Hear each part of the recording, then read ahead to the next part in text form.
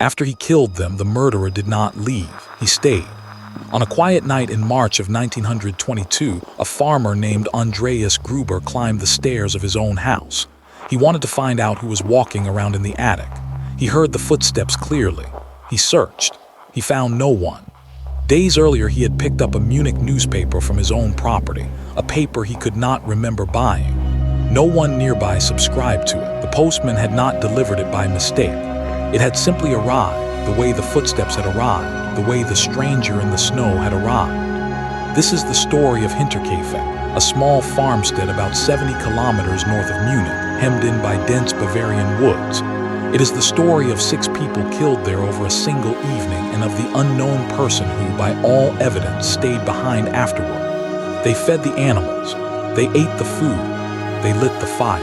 And more than 100 years later, no one has been convicted.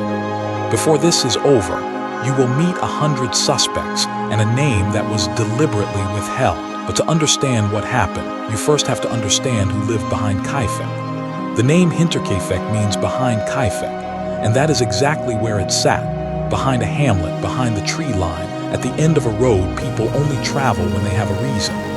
The farm belonged to Cecilia Gruber, 72 years old, born in Geroldsbach. She lived there with her husband Andreas Gruber, 63, the head of the household, born in Grainstetten. With them was their widowed daughter, Victoria Gabriel, 35. Victoria had married a man named Karl Gabriel in March of 1914, and ownership of the farm had passed to the couple. But Karl was reported killed in the First World War that same December, only months after the wedding. So Victoria stayed on the farm with her 2 young children. Her daughter, also named Cecilia, was 7 years old. Her son, Joseph, was a toddler of 2. There is one more name that belongs to this house, though she had barely been there at all.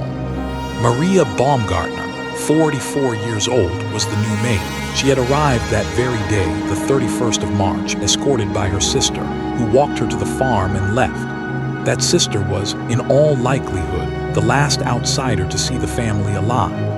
6 people then under one roof at the edge of the woods, and in the weeks before that final evening, the house had begun to feel as though it belonged to someone else. The strange things did not begin all at once. About 6 months earlier, in the autumn, the family's maid, a woman named Crescence Rieger, had quit her post. It was widely reported that she left because she heard strange noises in the attic and believed the house was haunted. Then came March of 1922, and the unfamiliar Munich newspaper that Andreas could not explain.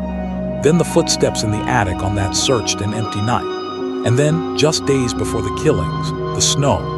Andreas told his neighbors that he had found fresh footprints in the snow, a line of tracks leading out of the forest. The tracks led up to the farm, to a door at the machine room where the lock was broken. The tracks led to the house, but here is the detail that has chilled people for a century. There were no tracks leading away. Around the same time, a house key went missing. Andreas spoke about all of this and told several people. And yet, by every account, he declined the help offered to him, and he never reported any of it to the police. Whoever had walked out of those woods had not, it seemed, walked back, which raises the question the family may never have asked out loud. The question the very next night would answer in the worst way. Where exactly was that person now? Late on the evening of Friday, the 31st of March, 1922, the killing began, and the way it is reconstructed is one of the most unsettling details of the entire case. The victims were not attacked altogether. According to the reconstruction, they were lured to the barn one by one, out through the stable into the dark. First, Victoria, her 7-year-old daughter Cecilia, her elderly parents Andreas and Cecilia Gruber. Each was struck with a mattock, a heavy farming pick, by blows to the head. 4 of them died in the barn. Then the attacker went into the living quarters. There, the toddler Joseph was killed in his bassinet, and the new maid, Maria Baumgartner, who had been in that house less than a single day, was killed in her room. 6 people in one evening by a single weapon, in a way that suggests the family could be drawn out into the night one at a time without raising the alarm. And there is one detail that no one who studies this case can shake. The evidence would later suggest the youngest girl, 7-year-old Cecilia, may have lived for hours in the barn after the initial attack. But as terrible as that night was, it is not the part of Hinterkaifeck that has haunted people the most. What truly turns the stomach is what is said to have happened over the next 3 days. After the 6 were dead, the farm did not fall silent. By all evidence, it kept running.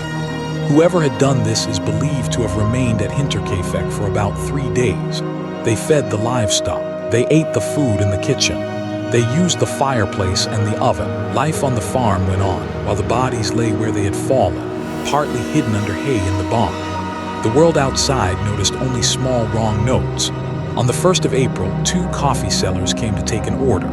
No one answered, the machine room gate stood open, and they left. On the night of the 2nd of April, a neighbor named Michael Plockel saw smoke rising from the farm's oven, with what he recalled as a revolting smell. Young Kazilia did not appear at school, with no explanation given. The family missed Sunday worship. Each was a small flag that something was wrong, and none was enough on its own to send anyone hurrying down that wooded road. Then comes the most extraordinary visit of all. On the morning of the 4th of April, a mechanic named Albert Hoffner arrived to repair an engine. He waited about an hour, then did the repair alone. He spent roughly 4.5 hours at that farm, and in all that time he saw no one. He may have been working a few steps from a killer. By that afternoon, the questions had finally grown loud enough that someone walked up to the door, and what they were about to find inside the barn would echo for 100 years. Around 3:30 on the afternoon of the 4th of April, a neighbor named Lawrence Schlittenbauer first sent his son Johann, 16, and his stepson Joseph Dick, 9, to check on the farm. When the boys saw no one, Schlittenbauer went himself, with 2 other neighbors, Michael Pohl and Jakob Sigel. What they found inside that barn would define the case forever. 4 bodies, partly covered with hay: Andreas, his wife Kazilia, their daughter Victoria, and the 7-year-old girl. Then in the house, 2 more, the toddler Joseph and the maid Maria Baumgartner. The next day, the court physician Johann Baptist Aumüller performed the autopsies at the barn itself. The findings were grim. The victims had suffered multiple crushing blows to the head, and the skulls were sent to Munich for examination. But by then, a quieter disaster had already taken place, one that would cripple every investigation that followed. The scene had not been protected. Onlookers had moved the bodies. People had even prepared meals in that kitchen, before and during the early inquiry. Whatever the farm had to tell investigators, much of it had already been trampled away. And the men from Munich were about to learn how little they had left, and how one of the men who found the bodies would become their first suspect. An investigative team came from Munich, reported as led by Inspector Georg Reingruber. Early on, suspicion fell on traveling craftsmen and vagrants, the usual fear of an isolated countryside. But the robbery theory collapsed almost at once, for a startling reason. A large amount of money was found untouched in the house. The first and most discussed suspect was Lawrence Schlittenbauer himself, the neighbor who had helped discover the bodies. He had reportedly had a relationship with Victoria and agreed to adopt the toddler, Joseph. Suspicion against him grew from his behavior at the scene. Locals alleged that, after breaking into the barn, he seemed to unlock the house door and enter alone, and that he moved the bodies. It was further alleged that he later said things only the killer should have known, such as a remark about frozen ground hindering the burial. And yet the record cuts the other way too. He reportedly had an alibi for the night, and his footprints reportedly did not match those at the scene. Schlittenbauer went on to win several civil slander suits against people who called him the murderer. He was never charged, and he died in 1941. Then there was Karl Gabriel, Victoria's husband, officially reported killed in the war in December 1914. His body, it was said, was never recovered. After the Second World War, a theory grew that he had survived and returned, but that idea was weakened by fellow soldiers who claimed to have identified his body on the battlefield. Other names appear in the record as investigated or suspected, all alleged, none convicted. The brothers Adolf and Anton Gump, the Bichler brothers, a farmhand named Georg Siegel said to have carved the mattock handle, the petty burglar Thaler brothers, and a man named Peter Weber. In all, over the following decades, more than 100 suspects were questioned. because the record includes a 1915 conviction involving Andreas and Victoria. Some have speculated about a motive rooted inside the family itself, but a murder-suicide was ruled out since the injuries could not have been self-inflicted.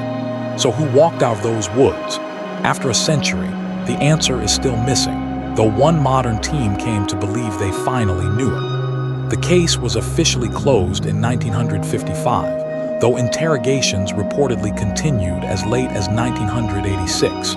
In 2007, students at the Bavarian Police Academy at Fürstenfeldbruck reopened the file as a cold case. With modern methods, they praised the thoroughness of the original 1922 investigators, but criticized the lack of real forensics, noting that fingerprints were never taken, even though fingerprinting was already standard practice. The team reportedly agreed, independently, on a single prime suspect, and then they made a decision that is itself part of why this story endures.